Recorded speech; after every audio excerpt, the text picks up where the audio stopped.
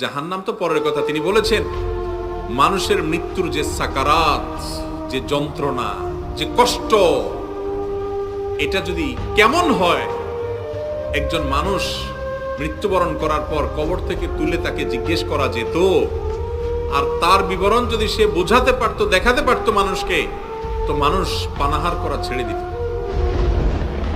আর সেখানে জাহান্নামের আযাবের ভয়াবহতা কেমন হতে পারে, দুনিয়ার আগুনের চাইতে হাদিসে বর্ণনা যে 70 গুণ বেশি উত্তপ্ত হবে জাহান্নামের আগুন। আল্লাহ তাআলা আমাদের সবাইকে জাহান্নামের আযাব থেকে হেফাজতে রাখুন। দুনিয়া থেকে আমাদেরকে আল্লাহ তাআলা জান্নাতি হয়ে যাওয়ার তৌফিক দান করুন। মুহতারাম হাজরিন, তো জাহান্নামের আযাবের দুইটা পার্ট আর বিভাগ আছে। একটা হলো নার, আর একটা হলো জামহারির। নার হলো আগুন, আরো বিভিন্ন বিভাগ আছে, প্রধানত এই দুইটা। আরেকটা হলো জামহারির, মানে হলো ঠান্ডা।